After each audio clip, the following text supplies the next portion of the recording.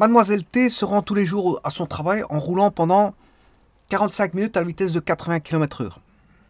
Ce matin, elle est en retard de 10 minutes. À quelle vitesse doit-elle rouler pour arriver à l'heure habituelle?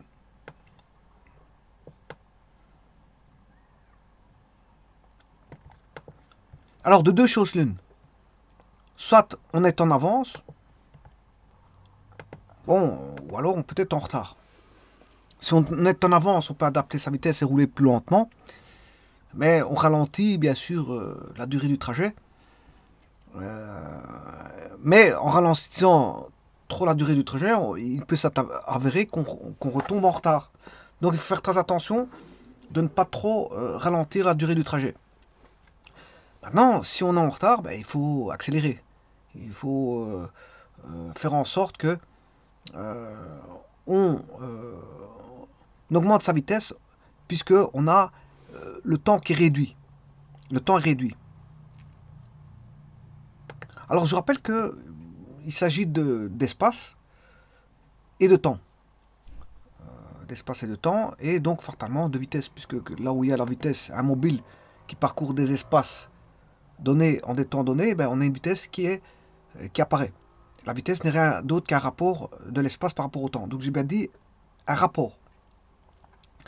Et donc par rapport à ce rapport que je viens de dire, ben, si on peut adapter ce rapport en fonction d'un retard ou d'une avance, puisqu'il s'agit d'un retard. Je m'excuse, il s'agit d'un rapport. Et vis-à-vis de ce rapport, on peut adapter ce rapport. Eh bien, il en est ainsi pour ce problème-ci. Alors ce matin, elle est en retard de 10 minutes, donc je vous rappelle que madame se rend tous les jours à son travail en roulant pendant 45 minutes à la vitesse de 80 km/h. Ce matin, elle est en retard de 10 minutes. À quelle vitesse doit-elle rouler? Donc elle doit réadapter sa vitesse en fonction de ce nouveau rapport qui va être induit par un temps beaucoup plus court, parce que de 45 minutes, elle va passer plus qu'à 35 minutes. Voilà. Quand on est en retard, c'est que bon, on a moins de temps. Être en retard, c'est avoir moins de temps pour arriver à un endroit. Bon, tout dépend, bien sûr, tout est relatif, parce que si vous avez roulé vite, et je dirais même très vite, ben, il n'y a plus de retard. On rattrape le retard par rapport à voilà, l'adaptation de sa vitesse. Mais bien sûr, le problème, c'est qu'il y a le code de la route, il faut respecter le code de la route. Le tout, c'est de réadapter sa vitesse en respectant les limitations de vitesse et de faire très attention parce que quand on augmente la vitesse, ben, on est moins vigilant.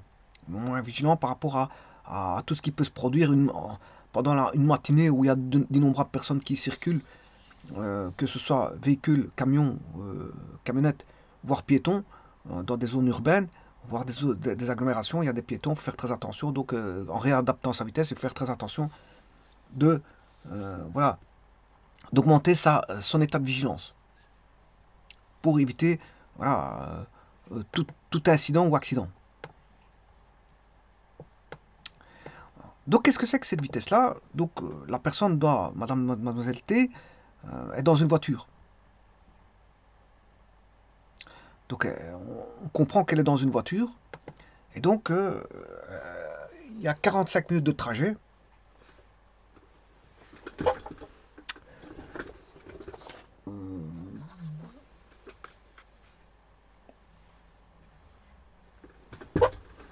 Petit instant, je m'excuse. Voilà.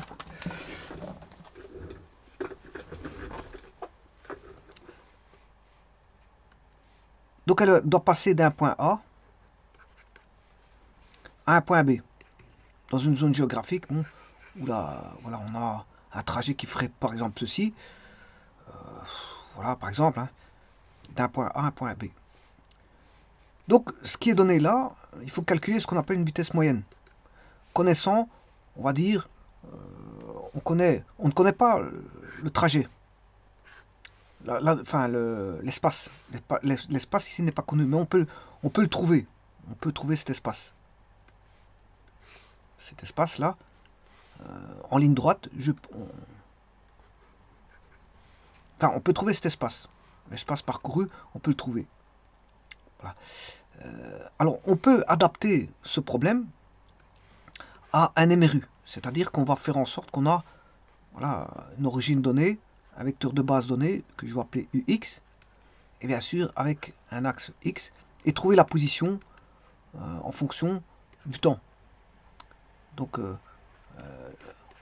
voilà, en fonction de l'espace-temps, et derrière ça se cache une vitesse. Puisque la vitesse, qu'est-ce que c'est? Rien d'autre que... voilà. Donc on a bien un espace, on a bien un temps, et donc on a bien une vitesse, puisqu'on a un espace-temps, et la vitesse est donnée par... si on choisit son repère de telle manière à ce que le 0, le temps 0 soit en 0, mais on aura x0 qui vaut 0. Et donc on aura x est égal à v fois t. Alors, x égale v fois t, c'est la loi de l'espace en fonction du temps. Voilà. Et donc, on peut trouver l'espace en fonction du temps, mais connaissant la vitesse. Mais on peut trouver la vitesse connaissant l'espace et le temps. Et on peut connaître le temps connaissant l'espace et la vitesse. Et donc, il s'agit d'un problème de cinématique. C'est un problème de cinématique. Et donc, là, ce qu'on va faire, c'est d'adapter. Donc là, on a la loi de l'espace, peut-être soit une droite croissante ou une droite décroissante. Décroissante, c'est qu'on va dans le sens contraire du mouvement. Là, si on va dans le sens contraire du mouvement, la vitesse est négative à la place d'être positive. Dans tous les cas de figure, l'accélération sera nulle, parce qu'on a affaire à un MRU. Donc on considère qu'on a un MRU, alors que c'est pas un véritable, c'est pas un MRU, hein, mais on va calculer par rapport à une vitesse moyenne. Voilà. Ça se pourrait peut-être rouler à 30 km/h ici, à 50 ici, à 60 ici, peut-être à redevenir à 30 ici, revenir à 60 ici. Voilà. Mais on va calculer une vitesse moyenne tout le long du parcours. Alors cette vitesse moyenne va être la moyenne de toutes les vitesses. Alors la vitesse moyenne, c'est la vitesse qu'aurait le mobile s'il avait parcouru le même espace pendant le même temps, mais d'un mouvement rectiligne uniforme. Donc c'est comme si on avait un mouvement rectiligne uniforme. Là, on aurait ce qu'on appelle une vitesse moyenne, voilà, en fonction du temps. Une vitesse moyenne en fonction du temps. Voilà, et donc là, quand on regarde bien la personne, bon, il y a deux situations. Il faut considérer deux situations. Une situation en temps normal, une situation en retard. La situation normale,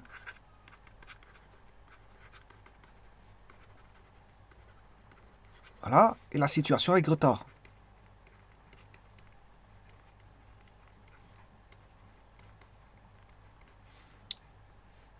Alors, la situation normale, en fait, elle parcourt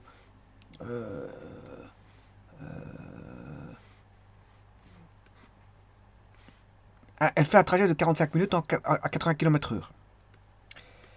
Donc on connaît ici 45 minutes, c'est le temps, on connaît le temps. Et on connaît 45 minutes à 80 km/h, on connaît la vitesse. Donc, connaissant le temps, sachant qu'on a un MRU, un pseudo-MRU, on va dire, c'est pas un vrai MRU, mais on réadapte tout à un mouvement rectiligne uniforme. C'est comme si on avait un mouvement rectiligne uniforme et on parle de vitesse moyenne. Voilà, adapté. L'accélération, elle est nulle, donc ça, j'ai pas besoin de connaître l'accélération, puisqu'il n'y a pas de variation de vitesse. On considère qu'on a une vitesse constante, qui est la vitesse moyenne ici. Donc, connaissant la vitesse et le temps, on peut trouver l'espace. Et ça, l'espace, on peut le trouver, x est égal à v fois t. Donc, en temps normal, je peux trouver l'espace égal à v fois t. Alors, voilà, ça c'est en situation normale, je peux trouver l'espace. Mais l'espace n'a pas changé, c'est toujours le même trajet en situation avec retard. Donc, le x ici, il est connu. Voilà. Maintenant, ce qu'il faut réadapter, ici, le temps, c'est 45 minutes. Ouais, comme il est en retard, mais il faut raccourcir le temps. Pourquoi? Pour raccourcir le temps, parce qu'on sait bien que la vitesse est égale à E sur T. Si on est en retard, l'espace est toujours le même. Il est constant ici, l'espace est toujours constant. Dans ce cas de figure, le trajet est toujours le même. Donc l'espace est constant. Par contre, si le temps diminue, la vitesse doit augmenter. Puisque je vous ai dit que c'était proportionnel. C'était proportionnel. Maintenant, inversement, si vous êtes à l'avance, vous pouvez allonger le temps et donc réduire votre vitesse. Donc vous voyez que c'est proportionnel, hein, c'est une loi proportionnelle. Donc ici, qu'est-ce qu'on peut dire? le X il est connu, je vais le tirer de la situation normale. Alors, connaissant la vitesse qui est de 80 km par heure, fois le temps qui est 45 minutes. Alors, on va tout réadapter. 45 minutes, c'est 45 soixantièmes, c'est-à-dire divisé par 9. 9 fois 5, 45, 5 douzièmes. Donc c'est 5 douzièmes d'heure. On va calculer.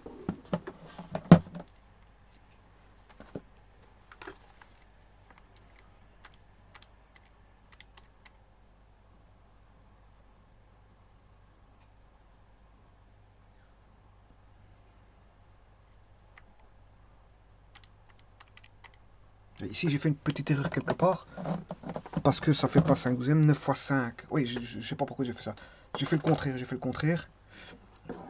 Dans ma proportion, j'ai mal calculé ma réduction au même dénominateur. Là, je divise par 5, ça fait 9. 9 par 3. 3 quarts, ça fait 0,75. Donc ça fait 0,75e d'heure. 45 minutes, c'est 0,75 heures.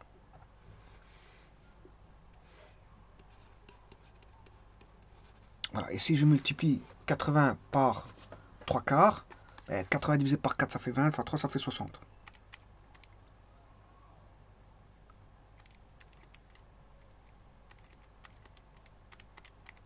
Alors, ça fait bien 60 km. Donc ici, le trajet à faire est de 60 km. Voilà, donc, ce qui veut dire qu'ici, le trajet n'a pas bougé. X égale 60 km, mais comme je vous ai dit, le temps, il s'est réduit de 45 minutes. Elle a 10 minutes de retard. D'habitude, elle le fait en 45 minutes. Et comme elle a 10 minutes de retard, elle doit enlever 10 minutes. Il lui reste plus que 35 minutes. Voilà, donc elle doit réaugmenter sa vitesse. Et donc la vitesse ne sera plus de 80 km/h en temps normal. Elle sera plus de 80 km/h. Bon, et justement, la vitesse, c'est l'espace sur le temps. Donc l'espace sur le temps. C'est une vitesse moyenne. Hein. On va dire ça comme ça. Là, c'est une vitesse moyenne en situation normale. Hein. Voilà, et ça, c'est une vitesse moyenne en situation avec retard.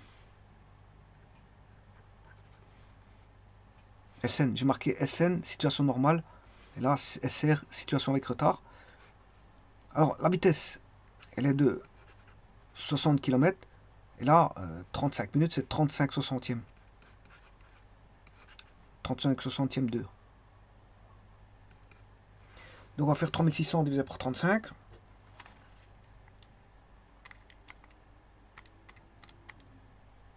Voilà, elle doit rouler à 102, alors ici, je fais 3600 divisé par 35 km par heure.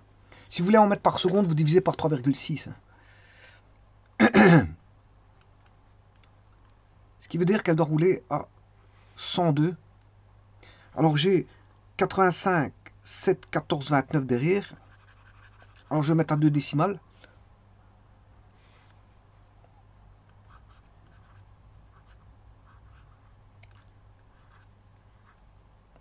Alors 85, ça fait... Comme il y a un 7 derrière le 5, je vais mettre 86 km par heure. Donc 102,86 km/h.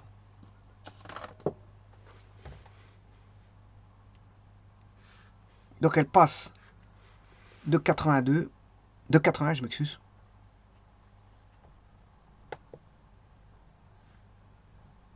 Alors je pourrais faire un petit calcul pour voir chaque fois, voilà, le retard qu'elle aurait. Donc en situation normale, elle roule à 80 km par heure. Avec en situation avec retard, supposons que le retard soit de 10 minutes. 10 minutes, elle doit rouler à 102,86 km/h. Supposons que le retard soit de 20 minutes. Bien, vous devez faire 3600 divisé par... alors, 20 minutes c'est 45 moins 20, ça fait 25 soixantièmes. 3600 divisé par 25. Dans tous les cas de figure, ce sera 3600 divisé par... Alors, là, elle met 45 minutes en situation normale. Donc, si elle a 20 minutes de retard, il lui reste 45 moins 20, 45 moins 20, 25 minutes. Alors c'est 25 soixantièmes. Voilà. Alors maintenant, si c'est 30 minutes de retard, 3600. Ouais, attention que ici j'ai déjà 1060, hein, donc il est déjà sur 3600, parce que c'est 60 divisé par 25 soixantièmes, ce qui fait 3600. Alors, 30 minutes de retard, il reste plus que 15 minutes. Voilà. 15. Voilà, on va mettre 40 minutes de retard. 3600 divisé par 5, enfin 60 divisé par 5 soixantièmes. Voilà. Donc là, vous voyez bien que la vitesse doit être beaucoup plus grande. 3600 divisé par 25, 144 km/h. 144, bon, km par heure, avec 30 minutes de retard.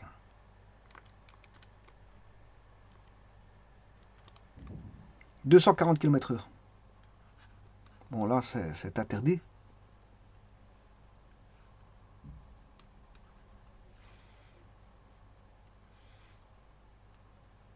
C'est interdit. Mais il y a des voitures qui roulent à cette vitesse-là, mais c'est interdit. Voilà.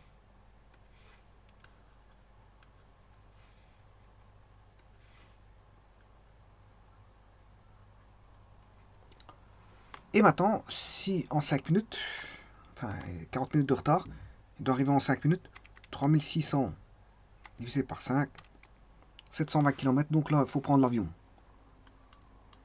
Il faut vite prendre l'avion. Bon, mais vous comprendrez que vous n'allez pas aller travailler en avion.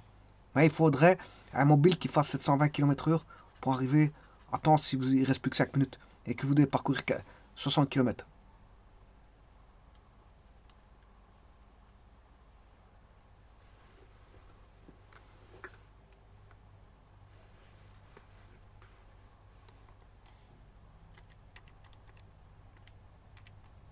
Alors maintenant, autre chose, vous voyez les proportions qui interviennent. Là, on a 15, 5 et 15. Bien sûr, ici, on a divisé par 3, mais là, on a fait x 3. Tout comme ici, on a, dans ce sens-ci, on a divisé par 5. Divisé par 5. Oui, attention qu'ici, on a divisé par 3. Parce que la flèche va dans ce sens-là, on a divisé par 3. Et donc, de celui-ci, il sera divisé par 5. 720 divisé par 5, ça fait 144.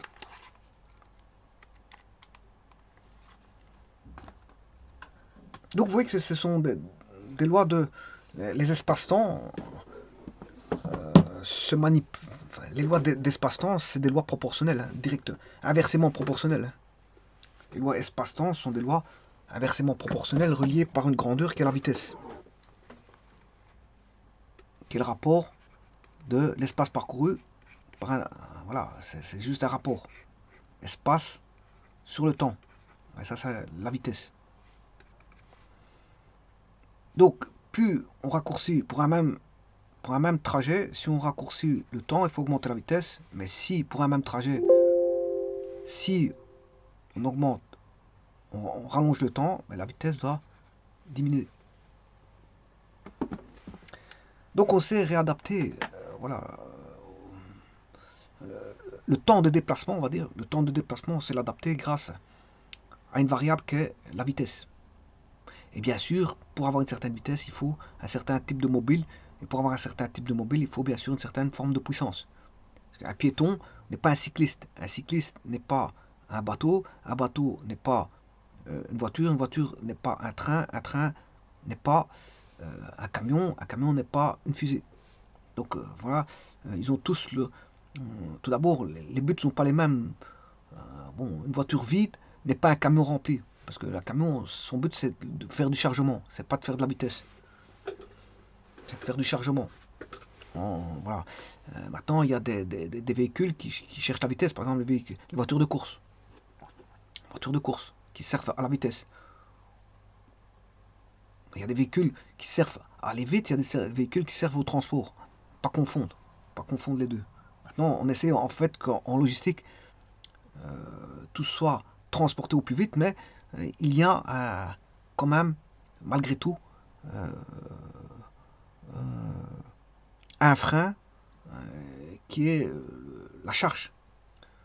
Un bateau qui transporte énormément de charge, des conteneurs, ben, il va pas le faire à très grande vitesse, hein. Même si on cherche une certaine vitesse dans la logistique pour que ce soit euh, voilà, le temps le plus court, mais le temps le plus court, c'est pas une voiture de course, hein. Un bateau avec des conteneurs n'est pas une voiture de course, hein. Bien que la logistique fasse en sorte qu'on essaie de réduire les délais. Mais on est limité dans la réduction des délais par voilà, les engins lourds qui ont pour but de transporter des charges très importantes. Donc, réduire, si on est en retard, il faut augmenter sa vitesse. S'il faut rallonger le temps, on a le temps. Donc, on peut diminuer la vitesse sans retomber sur un travers d'être en retard. Il faut faire attention à ça. Rallonger le temps, c'est à double tranchant. Il faut calculer. Voilà. Il ne faut pas commencer à réduire la vitesse et puis trouver des obstacles, bien sûr. Il y a aussi des obstacles sur la route qui font en sorte que on peut être voilà, bloqué et arriver en retard.